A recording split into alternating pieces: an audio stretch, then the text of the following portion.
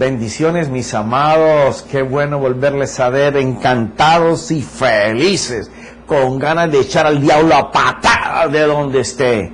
Tú estás capacitado y tienes la autoridad de Dios para hablar sobre tu casa, hablar sobre tus hijos, hablar sobre tu economía. Ahora, que tengas la autoridad de Dios.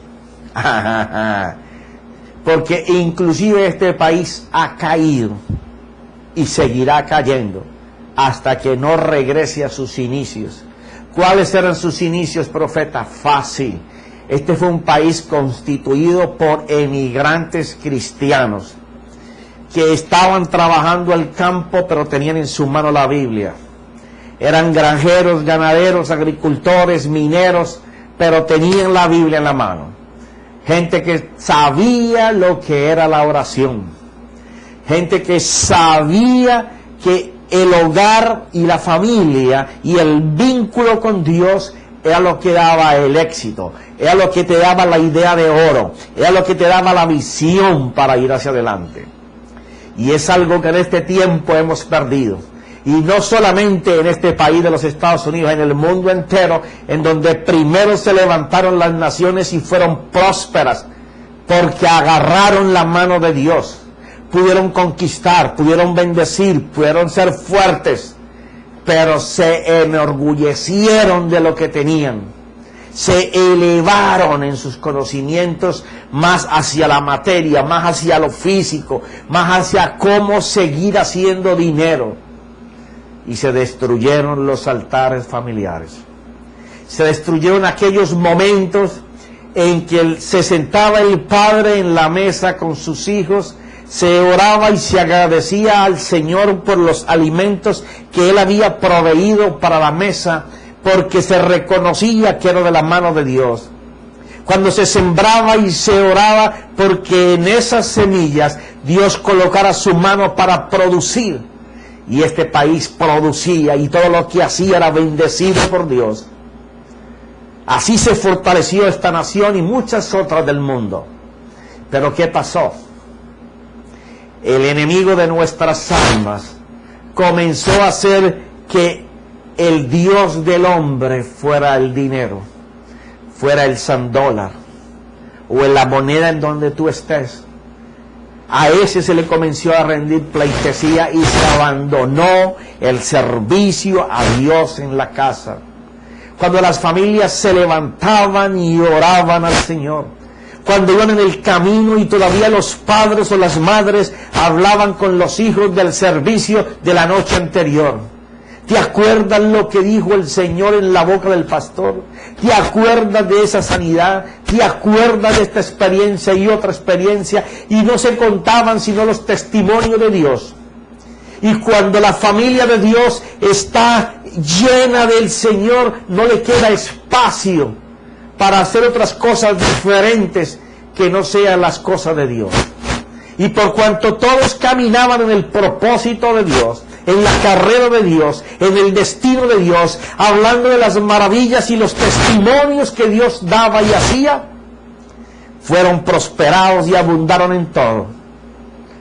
Pero una vez que las familias se fueron separando de la mano de Dios, de el oído puesto a la voz de Dios, de esas rodillas dobladas en agradecimiento o solicitando el favor de Dios, empezó a cauterizarse el corazón del hombre. Y eso llevó a que las economías solamente se basaran en el dólar. ¿Qué pasó? Se fueron alejando de Dios. Se perdió aquella oración matutina, se perdió el agradecimiento hasta por los alimentos. ¿Qué seguía después? Ocupar la tarde y la noche con las nuevas aventuras de Hollywood, con las películas que nos fueron ocupando el espacio, el tiempo que era de Dios. Entonces a eso se fueron sumando más y más cosas, en donde el hombre día a día fue apartando su pensamiento del pensamiento de Dios. Y los espacios de Dios fueron copados en el transcurso de los años por todo el sistema que ha creado el mundo. ¿Qué siguió después? Sacar al Señor hasta de las constituciones de los diferentes países, sacar al Señor de los estatutos gubernamentales, donde antes para pertenecer al Congreso y al Senado como norma tenían que ser cristianos. Los rectores de las universidades más grandes en el inicio de este país eran cristianos, eran fundadas por iglesias cristianas.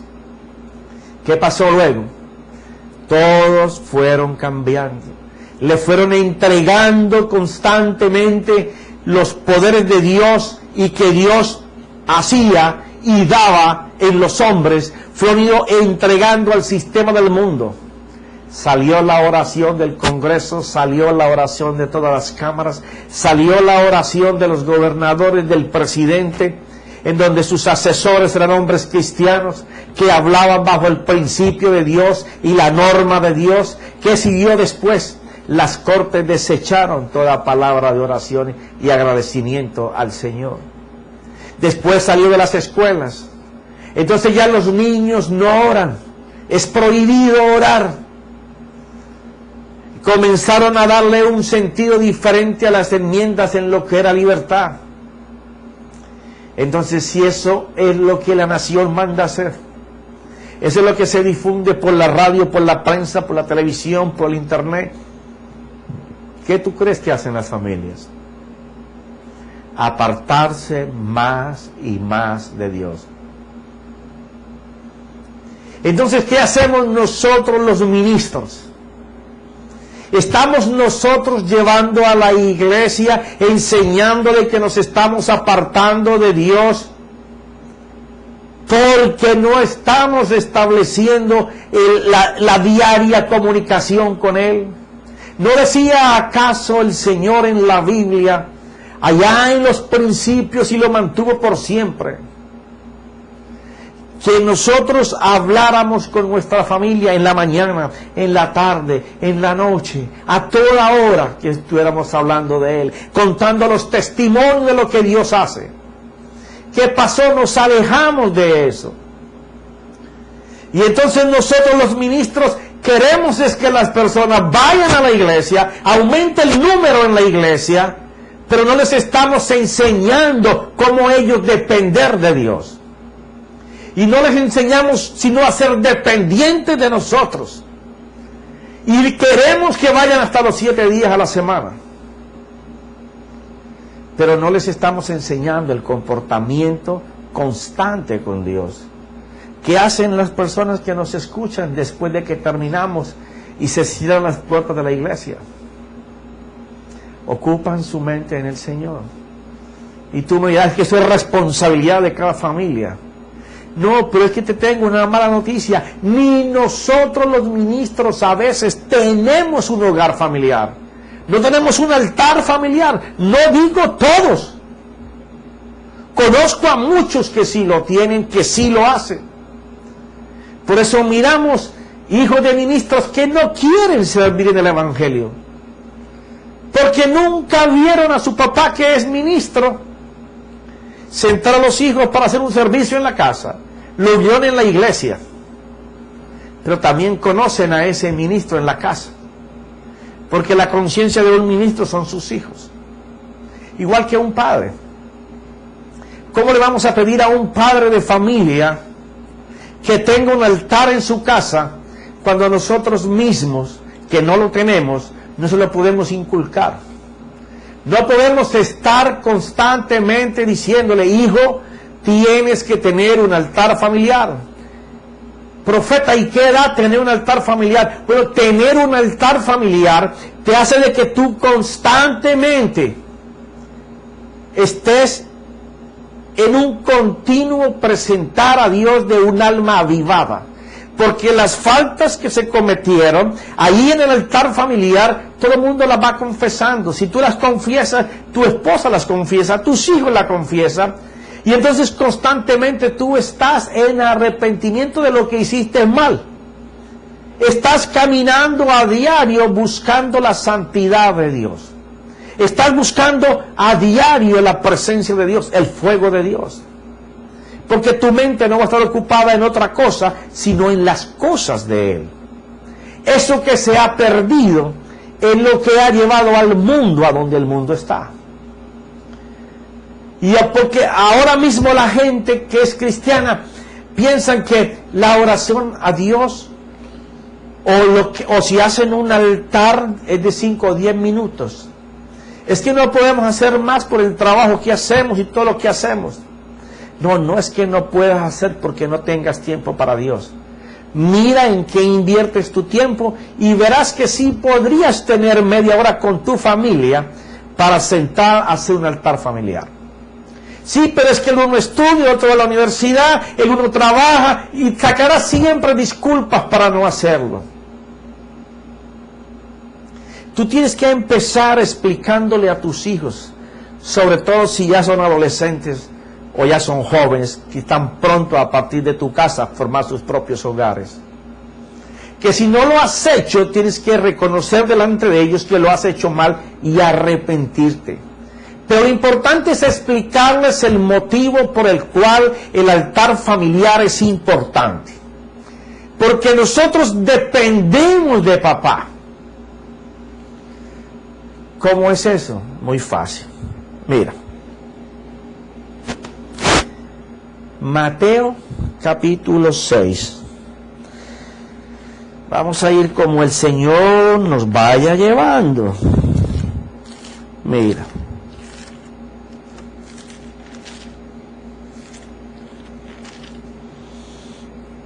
Mateo 6, versículo 9. La oración que todo el mundo conoce y de que de muy pequeño te enseña, el Padre Nuestro. Mira cómo comienza. Vosotros, pues, orad de esta manera. Padre nuestro que estás en los cielos, santificado sea de vez en cuando tu nombre. Ajá. Me imagino que estás leyendo. ¿Ya? Padre nuestro que estás en los cielos, santificado sea tu nombre. Quiere decir que nosotros tenemos que estar santificando de continuo el nombre de Dios. Cuando tú le enseñas a tu hijo y tú mismo te colocas como una manera de vivir, que tú debes de estar santificando el nombre de Dios, tu oración va a empezar a cambiar, porque nosotros hemos estado acostumbrados a orar solamente demandando, pidiendo, pero nunca ofertamos a Dios nada, nunca le damos a Dios nada. Sí, yo le doy a Dios y le digo que gracias. Sí, yo sé la oración esa que se hace con el café en la mano o el chocolate en la mano o lo que tengas en la mano y la gente corriendo con el saco en la mano, con la maleta, con el fiambre, con el lonche y toda la carrera rápido. Padre, en el nombre de Jesús, amén. Cuídame del expressway ahora y que no le pase nada, amén. Cuida a mis niños y que no le pase nada, amén. Que me caiga bien el trabajo, amén. Señor, auméntame la economía, amén. Mira, tenemos que empezar por corregir todo eso para levantar esta nación y el mundo entero. Pero que la finalidad no sea que voy a cambiar para que me cambie mi futuro. La finalidad es, voy a cambiar porque dejé de agradar a Dios y santificar su nombre. ¿Y qué es eso de santificar su nombre? Bueno, es el momento en que tú empiezas a reconocerle que Él es el Dios creador. Padre, gracias porque tú todo lo has creado y lo has creado para mí. Qué bendición, Señor, yo poder salir y respirar y saber que el aire no se va a acabar porque tú lo creaste. Señor, que voy a tener el agua suficiente para que mis flores vivan, mis plantas vivan, para que la gente pueda sembrar, cosechar y yo pueda alimentarme de ahí. Saber que Él es el Dios que puede crear la salud para lo que tú tengas malo. saber que es el Dios que puede crear para tu necesidad, pero tú no miras a la necesidad, miras al Dios que crea.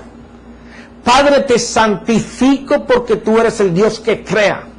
Y comienzas a darle gracias por lo que Dios crea, por ser el Dios todopoderoso, por ser el Dios que hace la batalla por ti. Y entonces tú vas a adorar a ese Dios que pelea por ti. Vas a estar peleando por el Dios que es tu pastor, que es tu protector, que es tu libertador.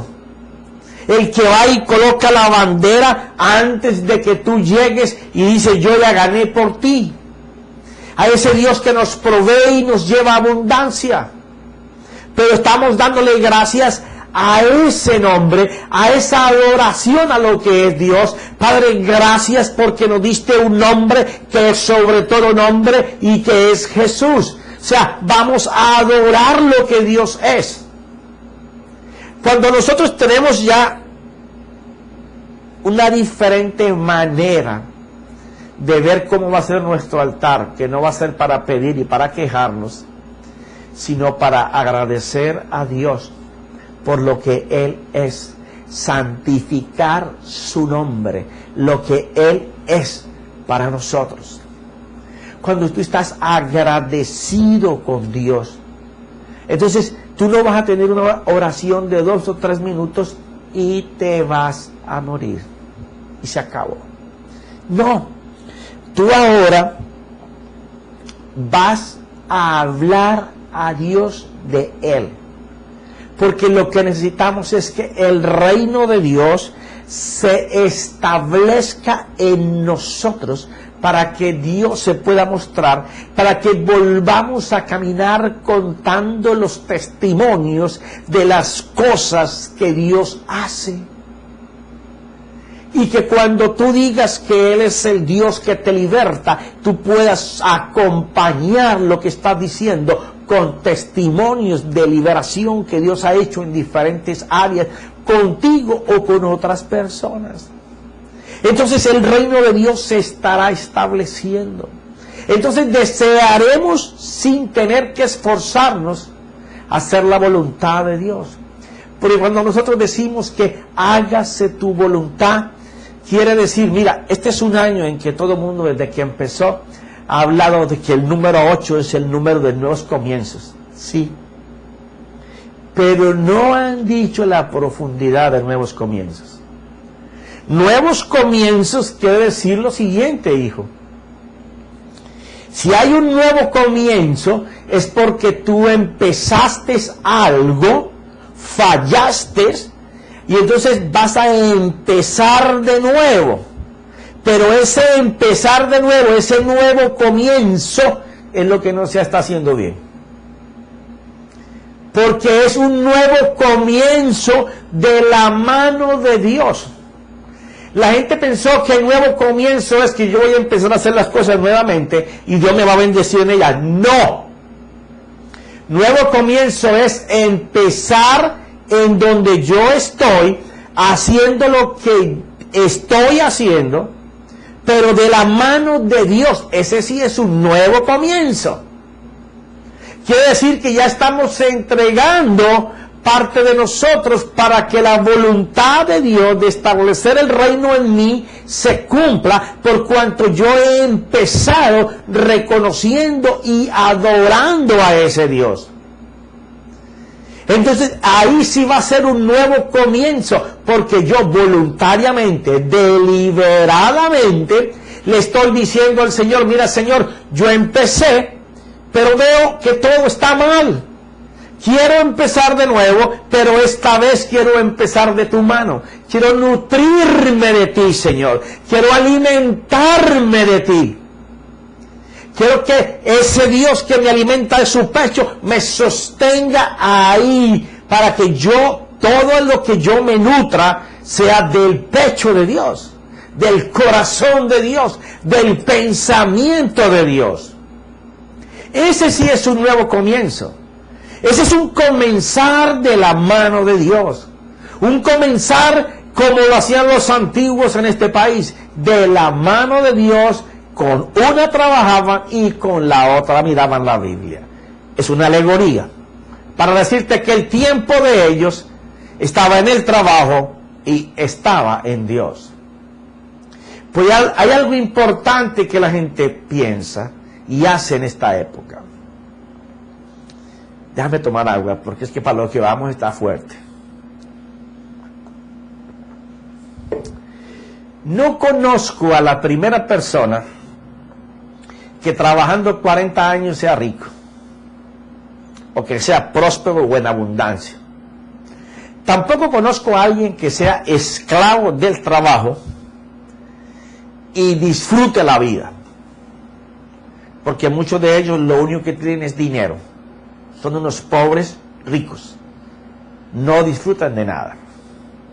Pero si yo voy a la Biblia, imagínense que la gente trata de trabajar 40 y cuando trabajan más de 40, aunque les falten días o les sobren días, ya no quieren hacer más tiempo. Y hay quienes quieren nada más trabajar 20 horas y ganar enormemente. Pero la Biblia, cuando habla de diligencia y de trabajo, está hablando al hombre de la boca de Dios. 6 días trabajarás. ¿Cuánto dice la Biblia? Sí, 6. 1 descansarás. No harás nada en él y se lo dedicarás a Dios. Pero 6 días trabajarás. ¿Cuánto tiempo dice la Biblia? De la mañana a la tarde. Y está desde Génesis hasta el tiempo del Señor Jesús. Quiere decir que si la luz sale a las 6 y se oculta a las 6, tú tienes que trabajar 12 horas. Ajá. Uy, pero eso está grueso, profeta. Bueno, es de la única manera que se hace algo. Y no tienes tu tiempo de ocio. ¿Por qué? Porque cuando tú estás trabajando 72 horas contra 40 a veces que llegas, ¿cuánto hay de diferencia? 32 horas, casi otra semana. ¿Quién tú crees que va a ser más próspero? ¿El que trabaja 30, 25, 40 o el que hace 72 horas? El que hace 72 horas, mijo. Y entonces, ¿a qué horas disfruto a mis hijos y a qué? Los vas a disfrutar en los tiempos que siempre estás gastando, sacando panza y acostado, mirando televisión y comiendo. Ese tiempecito después es para estar con los muchachos, estar con ellos, porque se supone que el que debe trabajar 72 horas eres tú, y que la mujer está más dedicada, así trabaje, a tener el hogar. Pero tú como hombre mínimo debes trabajar 72 horas, mínimo 40 y máximo 72. Lo ideal, lo que dice la Biblia, 72 horas. Y con todo ese trabajo, ¿sí podré yo? Sí podrás. Porque la esposa es una ayuda idónea que te va a ayudar para que cuando tú llegues, mucho del trabajo con los muchachos ya esté adelantado. Como el del estudio. ¿Para qué? Para que ese tiempo sea de cena y de disfrutar con los muchachos. Y te quedará tiempo para el altar familiar. No es que ahora diga, no es que el profeta me está diciendo que mi vida tiene que ser así. No te estoy diciendo que tu vida tiene que ser así. La Biblia dice que debemos trabajar 6 horas, de la mañana a la tarde. Nadie va a ser próspero trabajando lo menos posible. Hay que trabajar lo que nosotros estamos en capacidad de poder hacer. Y yo sé que nosotros podemos trabajar fácil 12 horas al día. ¿Por qué no llegamos nosotros a eso? Porque nos hemos metido en la costumbre de hacer el menor esfuerzo y tener la mejor solvencia. ¿Qué pasa en muchos de otros países en donde la economía no se maneja como en Estados Unidos? Países como por ejemplo en Colombia, donde yo no sé en mi país cómo hacen para avanzar. La gente trata de trabajar solamente las 40 horas y fuera de eso tienen en cada mes 2 o 3 puentes, de viernes, sábado, domingo, a veces el lunes. En total yo creo que no trabajan sino como 160 días al año. Y así hay muchos otros países. Pero yo hablo del país en que yo nací. ¿Cómo va a ser posible que la gente avance y prospere? Únicamente usando los caminos cortos. Únicamente usando los caminos del mal. ¿Cómo esta gente va a poder tener un ambiente dado para el Señor? Imposible. Porque a toda hora están maquinando cómo hacer el mal. Entonces, el hombre, mientras no pueda educar su manera económica para trabajar, no tendrá tiempo para darle al Señor. Pero cuando tú puedes cuadrar tu tiempo 8, 10, 12 horas, no sé las que tú hagas. Yo te di solamente un consejo bíblico de cómo la Biblia dice que debemos de ser diligentes y trabajar para poder avanzar. Si tú ves el pueblo judío practica eso. Y tú has visto un judío pobre. Yo llevo 23 años en este país y todavía no le he podido dar trabajo a ningún judío. Todos los practicantes del judaísmo antes me dan trabajo a mí. Pero eso sí, usted los ve a las 6 de la mañana saliendo para sus empresas. Y llegando a las 7 de la noche porque con el tráfico. Pero eso sí, vaya usted, mírelos. Están en el Señor, tienen tiempo para el Señor, se retiran 24 horas para Dios. Hacer sus rezos, lo hacen por la noche, disfrutan sus hijos, van de pesca, tienen sus botes, van a pescar, van al mar, van a los parques. Yo no me explico por qué nosotros no podemos. Nos tenemos que judaizar. No te estoy diciendo que tienes que ser judío. Te estoy diciendo que tienes que ser una persona que camine por los principios de Dios. Dejar de estar orando, demandando que Dios haga como si Dios fuera nuestro sirviente. Como si Dios fuera el Dios bombero. Cuando nos estamos quemando, ya lo llamamos para que venga y apague el incendio. No. Tenemos que aprender que tenemos que tener un altar para Dios. Un altar en donde en nuestra casa nos juntemos y sepamos que dependemos de Dios, que tenemos que glorificar a Dios, que tenemos que ensalzar su nombre, que tenemos que agradecer por lo que Jesús hizo, y en esa continua formación día a día, tú vas a ir caminando sin mancha en la vida. Tus pies siempre van a estar sobre lo próspero. Tu mano siempre va a estar conquistando. Siempre vas a tener ventajas sobre los demás. Porque tú estás siendo diligente en tu trabajo, responsable en tu trabajo. Te queda menos tiempo para gastar dinero en las cosas que no son alimento de Dios. Botando la plata en lo que no es pan y vino de Dios. Pero cuando nosotros decidimos que estamos mal y que tenemos que reestructurarnos, entonces pensamos en Dios. ¿Por qué cuando las Torres Gemelas fueron atacadas por esos dos aviones, en donde aquellos terroristas vinieron y colocaban el pánico en el mundo entero? ¿Por qué ese mes bajo tragedia todo el mundo sintió que era el juicio de Dios? Y todos fueron a la iglesia, gente que ni se había aparecido desde su infancia, o que nunca habían oído del Señor. Cuando sintieron el miedo y vieron el terror, se comportaron igual que el pueblo de Israel. Cuando veían el azote, cuando veían la ira de Dios, el enojo de Dios, entonces buscaban a Dios. Pero ¿por cuánto tiempo lo buscaron? Unos por pocos meses, otros por días. Pero ya después pasó y se olvidaron. Pero tú y yo no nos podemos olvidar del altar familiar. Porque en el altar familiar están puestos los ojos de Dios. Dios no es solamente tu Dios cuando tú vas a la iglesia, a la congregación. Cuando tú dedicas esas 2 horas para alabar y cantar corito y escuchar un mensaje. Si es que lo haces. Porque a veces tantos problemas de lo que debemos, las deudas, las obligaciones que tenemos, los compromisos que tenemos, nos alejan de, inclusive en esos días, estar compartiendo para el Señor. A mí me aterroriza ver la gente que se para 2 horas en la semana para ir a recibir una palabra del Señor, y en pleno servicio sacan el teléfono para contestarle a Juanita, que le está preguntando que si quiere ir a comer con ella. No es que tenga un negocio que Dios me va a dar. ¿Quién te dijo a ti que Dios te va a dar un negocio y que tú estás llevando el teléfono a la iglesia para responder en medio de que tú estás recibiendo la información de Dios, la palabra de Dios?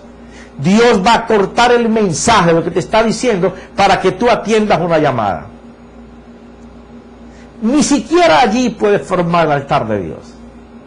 Tú tienes que ir a la congregación dispuesto a que no hay música, no hay radio, no hay internet, no hay teléfono, no hay nada que te pueda interrumpir, porque es el tiempo que estás separando para Dios. Pues si tú tienes compromisos contigo mismo, con citas, con appointments, con clientes, con el teléfono, con el hermano, con el tío, con el programa de televisión, el partido de fútbol que te estás perdiendo, entonces tú ese tiempo lo estás botando con Dios. Es mejor que no vayas. Cuando tú le vayas a dar una cosa a Dios, tienes que hacerlas completas. Y de eso se trata el altar familiar.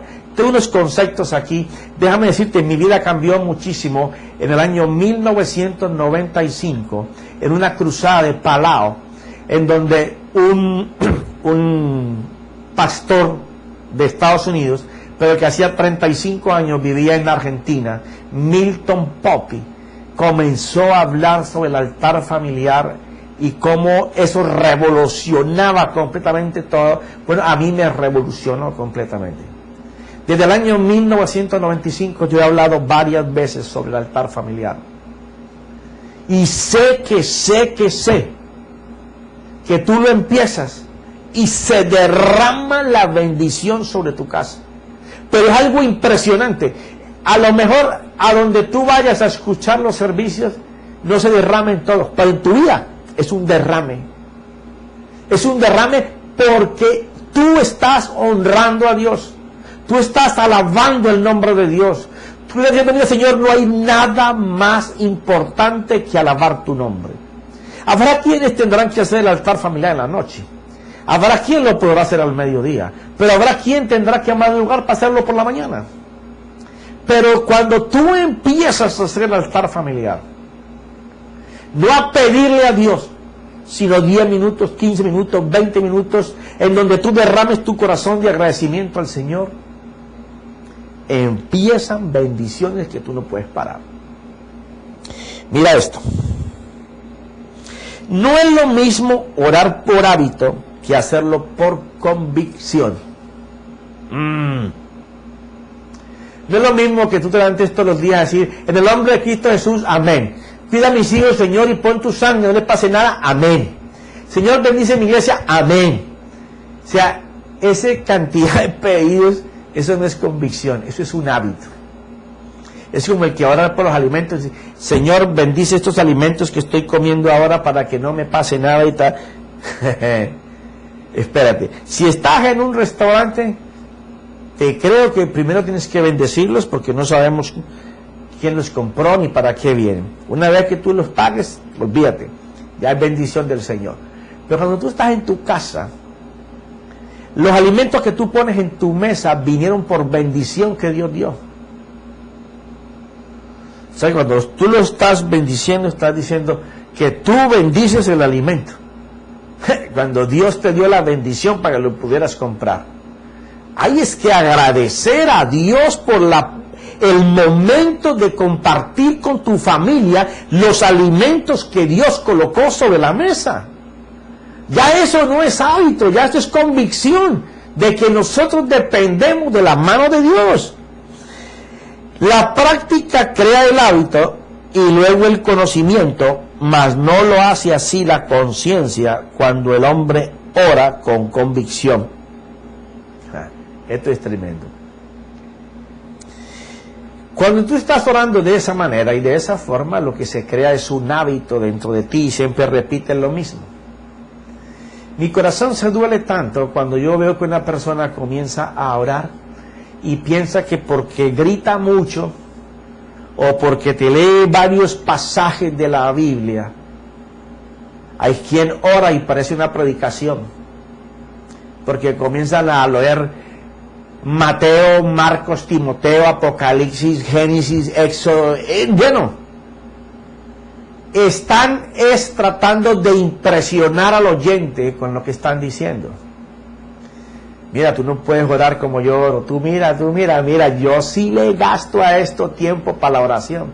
Eso es un hábito.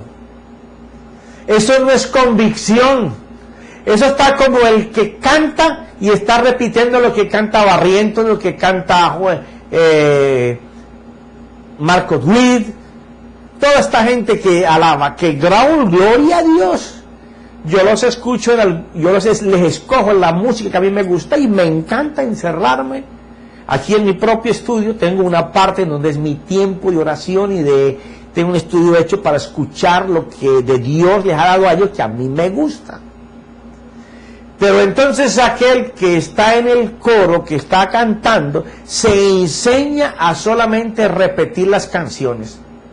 Él no le da la oportunidad al Espíritu Santo de Dios que Él sea el que salme. Entonces no hay convicción. Ese es un cantante de Dios, pues no es un salmista. En eso está el altar familiar, la convicción con la que tú hablas. Tú hablas de lo que sale de lo profundo de tu corazón. Eso es lo que Dios quiere. Eso es lo que siempre se hizo. ¿Por qué?